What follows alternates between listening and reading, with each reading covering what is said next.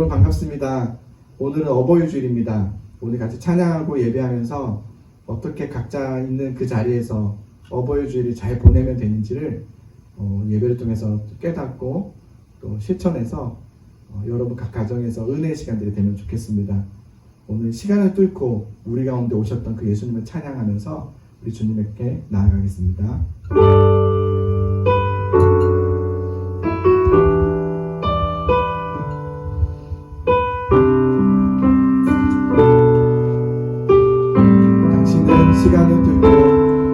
당신은 시간을 뚫고 이 땅 가운데 오셨네. 우리 없는 하늘 원치 않아 우리 삶에 오셨네. 자신의 평안 버리고 우리에게 평안 주셨네. 가장 낮은 자의 모습으로 우리 삶에 오셨네.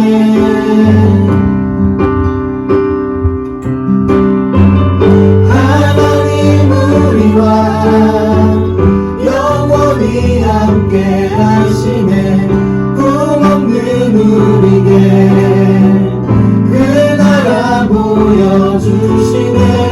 연약한 자들의 친구가 되어주시고 힘없는 우리의 인생을 위로하시네.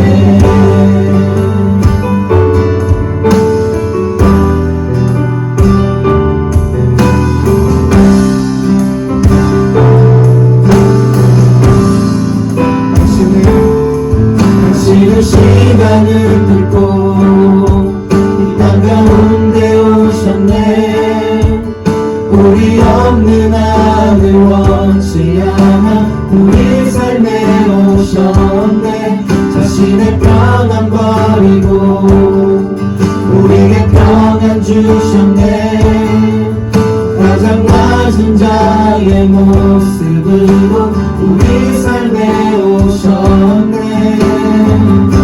하나님 우리와 영원히 함께 하시네. 꿈없는 우리에게 그 나라 보여주시네. 연약한 자들의 친구가 되어주시고 힘없는 우리의 인생을 위로하시네. 하나님 우리와 영원히 함께 하시네. 꿈없는 우리에게 그 나라 보여주시네.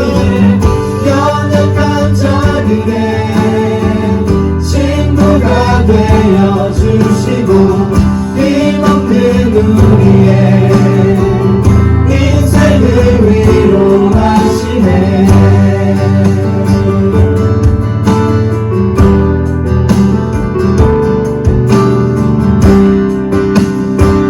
예수님 이곳에 우리와 함께 하십니다.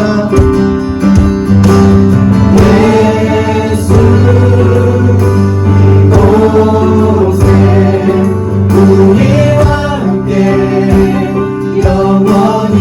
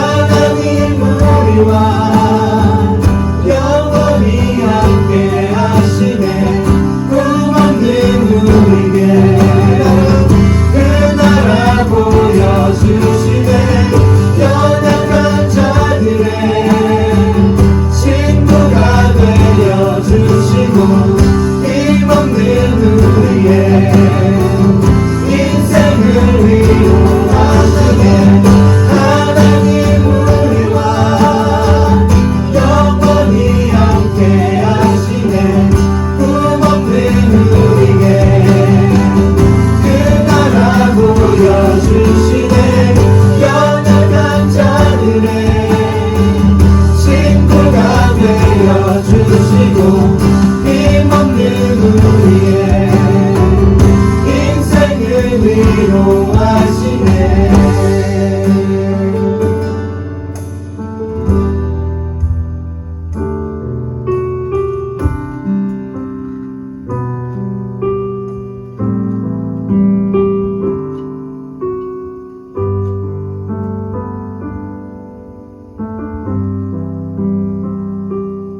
모든 시간의 주인이신 하나님 감사합니다. 오늘도 시간을 뚫고 저희와 함께 하시는 주님을 의지합니다. 사랑하는 우리 중고등부 친구들, 갑작스러운 코로나로 인해서 여러 주 동안 지금 예배를 못하고 있습니다. 온전한 예배를 주님께 드리지 못하고 있습니다. 우리의 마음 찾아가 주셔서 각자 그 자리에서 드리는 이 예배가 온 마음을 다하여 드리는 귀한 예배가 될 수 있도록 그 마음을 주관하여 주시옵시고 주님이 함께하여 주시옵소서. 이제는 개학을 합니다. 학교를 갑니다. 흐트러졌던 마음들을 잘 다독여서 더욱더 열심히 못했던 공부 최선을 다해서 할 수 있도록 주님이 인도하여 주시옵시고 우리의 예배도 온전한 예배를 드릴 수 있도록 그 사모하는 마음으로 와서 예배할 수 있도록 우리들의 친구들을 위해 함께하여 주시옵소서. 오늘도 모든 말씀 위에 모든 은혜 위에 주님의 성령님이 함께하셔서 귀한 시간이 될 수 있도록 주님이 지켜주시옵소서. 감사드리며 예수님의 이름으로 기도드립니다. 아멘.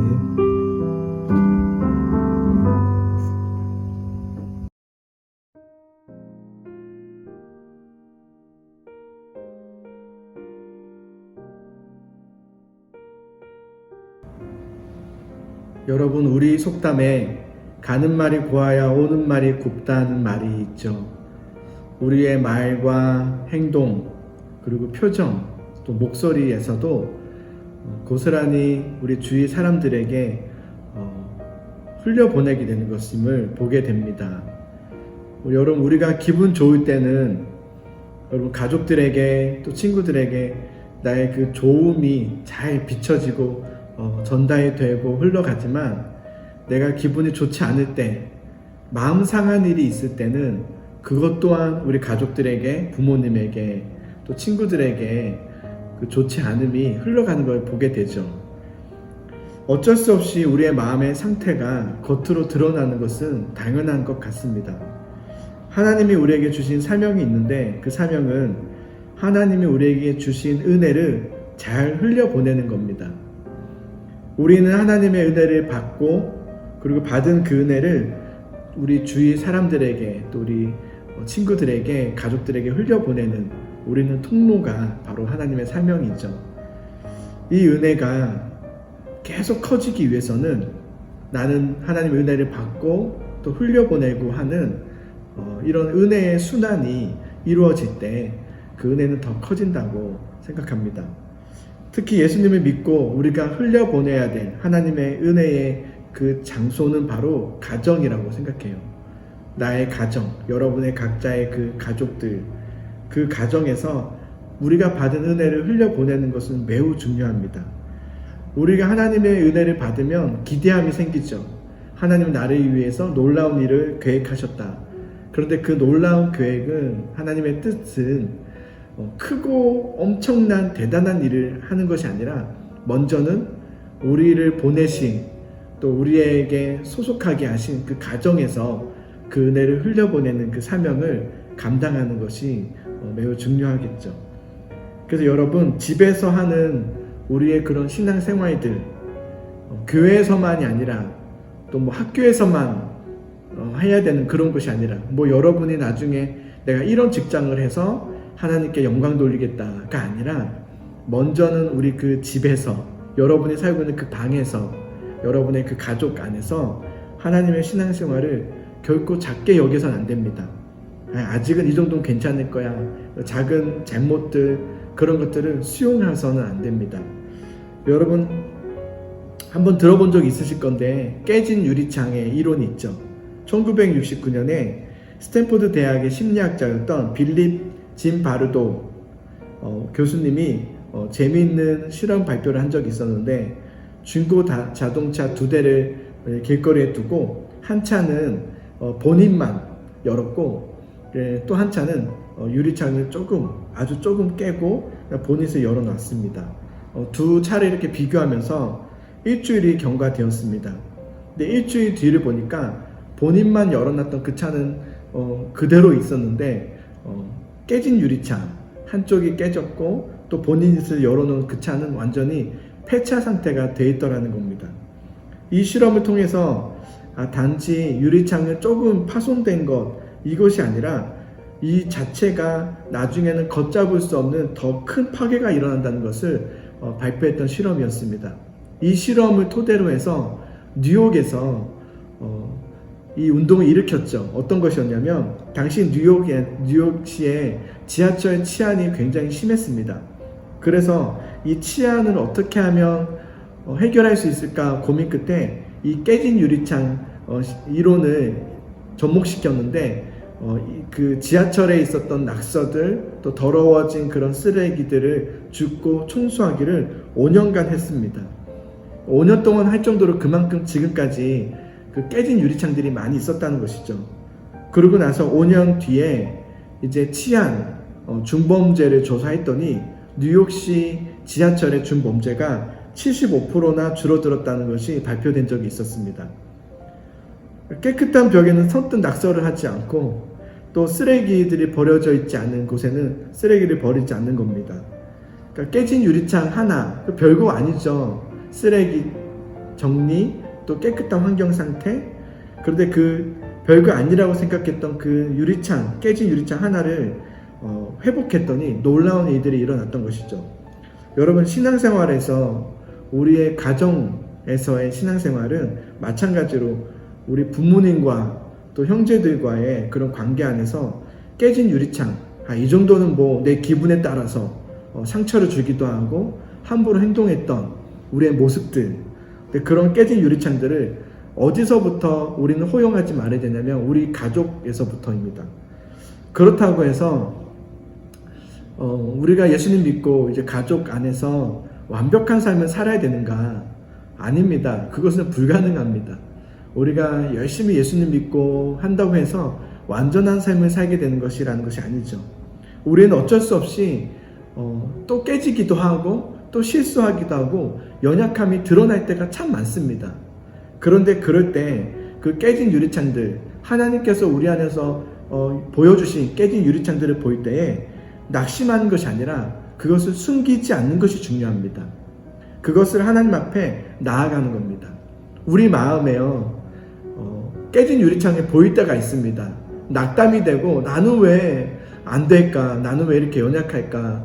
나는 또 잘 못했어. 이렇게 낙심하고 또 낙담하는 것으로 끝내는 것이 아니라 그것을 마음에 품지 말고 용서하시는, 그것을 통해서 나에게 회복의 은혜를 주신 예수님을 여러분 마음에 품는 것이 너무너무 중요합니다. 저도 이런 훈련을 지금까지 하고 있습니다. 가정에서뿐만 아니라 또 어디서든지 세상 안에서도 수도 없이 내가 품지 말아야 될 것들을 품을 때가 있습니다. 그러면 마음이 무거워집니다. 힘들어지고 괴로워지고 힘이 빠져버립니다.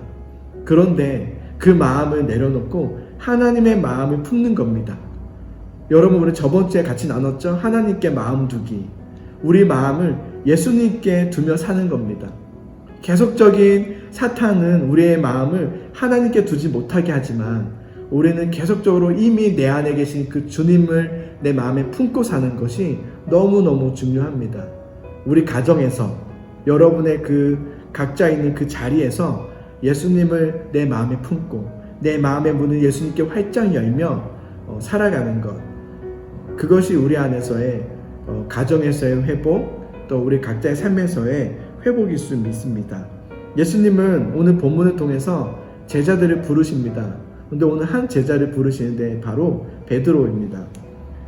베드로는 그 당시에 어부였지만 한 마리의 물고기도 잡지 못한 실패한 어부로 등장합니다. 어떻게 어부가 한 마리도 못 잡죠? 근데 그것 또한 하나님 만날 수 있는 좋은 기회가 되었던 것이죠. 정말 열심히 다했지만 한 마리를 잡지 못했을 때 예수님이 베드로에게 오셨죠. 그리고 이렇게 말씀하셨습니다. 다시 한번 나가서 배를 한번 띄워봐서 그물을 내려보렴. 그 말씀에 베드로가 순종합니다. 예, 밤이 새도록 잡지 못했지만 이제 주님의 말씀을 의지하여서 그물을 내리겠습니다. 그리고 이제 배를 띄우고 예수님과 함께 그물을 내렸죠. 그때 그물에는 많은 물고기들이 잡히는 은혜들이 있었습니다. 근데 그때 베드로가 했던 모습, 고백이 있었는데 바로 뭐냐면 기뻐했던 것이 아니라 주님 앞에 엎드려서 주님 나는 죄인입니다 라고 고백했습니다. 자신의 연약감을 고백한 거죠. 왜냐면 내 앞에 계신 이분은 물고기를 많이 잡게 하는 분이 아니구나. 이분은 나를 구원하시, 온 인류를 구원하신 예수 그리스도시라는 것을 알았습니다. 주님 나는 죄인입니다. 여러분 우리도 주님 앞에 이 마음을 늘 품어야 됩니다. 연약함이 있을 때, 부족함을 발견할 때 나는 왜 이럴까가 아니라 주님 그렇습니다. 나는 죄인입니다. 예 주님 저는 연약합니다 하고 엎드리는 겁니다. 자 그렇게 예수님 앞에 엎드렸던 베드로에게 예수님이 이렇게 말씀하십니다. 오늘 본문이었죠. 나를 따라오라 나를 따라오라 내가 너를 사람 낳는 어부가 되게 하리라. 내가 너를 이제 사람 낳는 어부가 되게 하겠다고 말씀하셨습니다. 예수님이 모든 사람, 믿는 모든 사람에게 주신 동일한 사명이 있다면 바로 이 사명이죠. 사람 낳는 어부가 되는 것. 우리를 통해서 많은 영혼이 주님 앞에 돌아오는 것이죠. 근데 이렇다고 해서 전도하자 이런 것이 아니라 예수님을 드러내는 삶을 이야기한다고 생각합니다. 예수님을 전하는 삶, 예수님을 나타내는 삶. 전도라고 할 때 부담 갖죠. 전도하면 마치 무슨 전도 축제 이래서 하루 날 잡아서 마음 잡아서 선물 공세를 하면서 또 이거 사줄게 이거 해줄 테니까 교회 많이 데려오는 거 이런 것을 예수님이 원하시는 건 아닙니다. 매일 예수님이 내 안에 계심을 믿고 사는 것, 나는 예수님 앞에 죄인임을 고백하며 나는 예수님이 전부이십니다 라고 고백하며 주님을 내 평범한 그 삶 자리에서, 가정에서 예수님을 드러내고 사는 것, 그것이 사람 낳는 어부의 삶입니다.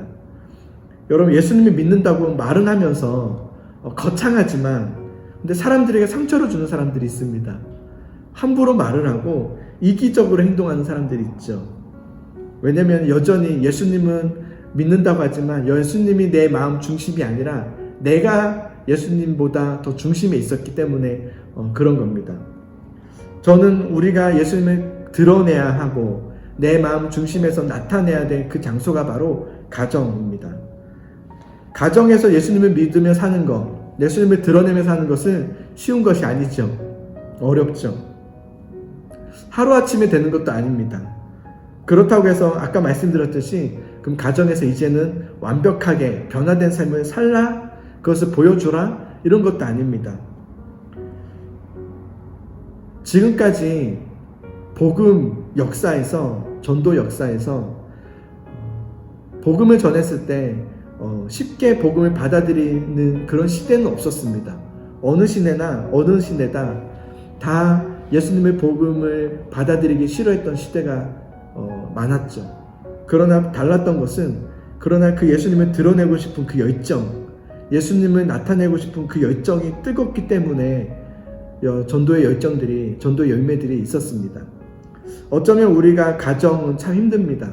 예수님 믿는 가정에 예수님을 믿는 모습을 드러내고 또 나타내는 그 삶의 현장이 학교라면 좀 할 수 있을 것 같죠. 세상이면 그나마 좀 나을 것 같아요. 나를 잘 모르는 사람들에게 가서 이야기하는 건 그나마 낫죠. 그러나 나를 너무나 잘 아는 부모님과 내 형제들 앞에서 예수님을 드러낸다는 것은 보통 어려운 게 아닙니다. 그러나 우리가 분명히 살아내야 할, 우리가 정말 예수님을 드러내고 나타내야 될 장소가 바로 그 가정입니다. 여러분 그 가정에서 노력하지 마십시오. 우리의 힘이 필요한 것이 아닙니다. 그 가정에서 제일 중요한 것, 그 가정에서 예수님을 만나십시오. 여러분의 방에서, 여러분의 있는 그 자리에서, 여러분이 매일매일 생활하는 그 침상에서, 여러분이 매일매일 살아가는 밥을 먹는 그 가정, 그 가족과의 그 만남의 시간에서 예수님을 찾으십시오. 순간순간 예수님을 찾는 겁니다. 여러분 마음을 예수님께 향하는 겁니다. 집에서도 예수님과 동행하는 거 여러분 한번 해보십시오. 교회에 와서만 동행하는 게 아닙니다. 집에서 예수님과 동행하고 예수님을 만났으면 좋겠습니다. 우리 예수님은 그렇게 낙심하고 있었던 베드로를 만나 주셨고 그에게 너는 사람 낳는 어부가 될 것이라고 말씀하셨습니다. 예수님은 우리를 늘 찾아오시죠. 때로는 우리의 짜증도 다 받아주시고 또 우리의 연약함, 원망함들, 절망하고 베드로처럼 낙심하는 가운데서도 주님은 먼저 다가오셔서 우리를 존중해 주시고 우리를 안아주십니다. 그렇게 했던 것처럼 베드로야, 내가 너에게 그렇게 와서 했던 것처럼 너도 너의 친구들에게 세상으로 또 가정으로 가서 그곳에서 예수님과 같이 나눠주라는 거죠. 그 은혜를 함께 나누라는 것이죠. 오늘날 가정 불화는 참 심각하다는 얘기를 많이 들었습니다. 요즘 드라마 중에서 이슈가 되는 것이 부부 세계죠. 부부의 세계. 아직 보진 않아서 한번 저도 날을 잡아서 보려고 합니다. 그런데 그 부부의 세계 이야기를 잠깐 검색해 봤어요. 어떤 줄거리인가를 봤더니 불륜에 대한 이야기, 또 서로 복수하는 이야기들인 것을 봤습니다. 이것이 이슈가 되는 것을 이렇게 보면서 세상은 참 그런 가정 불화가 참 공감이 되고 그만큼 심각한 문제라는 것을 보게 되죠. 그런데 저는 이 가정에서의 예수님을 드러내고 나타내야 될 그리스도인들이 없어지고 있다는 것이 저는 더 큰 문제라고 생각합니다. 여러분 믿지 않는 가정에서 여러분 홀로 예수님 믿고 계시고 또 믿는 가정에서도 예수님 믿고 있지만 그 가정에서 예수님을 드러내십시오. 예수님을 그곳에서 만나십시오. 그곳에서 예수님을 나타내십시오. 그렇게 예수님이 나에게 먼저 오셨던 것처럼 나도 예수님께 예수님의 받은 은혜를 받아서 우리 가족들에게 또 비록 믿는 부모님이라도 또 믿지 않는 부모님에게도 그 은혜와 사랑을 나도 흘러보낼 수 있었으면 좋겠습니다. 여러분 이런 모습 우리 세상 속에서 그 가정에서 드러내야 될 그리스도의 모습을 여러분 나로부터 한번 시작해 보는 겁니다. 쉽지 않겠지만 그럴 때마다 예수님 나를 도와주십시오. 주님 나와 함께 해주십시오. 그렇게 주님을 찾고 부르짖으며 기도하면서 그렇게 하루하루를 쌓아다 보면은 훗날에 놀라운 하나님의 은혜였음을 경험하게 또 깨닫게 될 것입니다. 여러분 힘내시고 또 우리 다시 또 조만간 만나게 되는 그날 웃으면서 감사한 마음으로 만나면 좋겠습니다.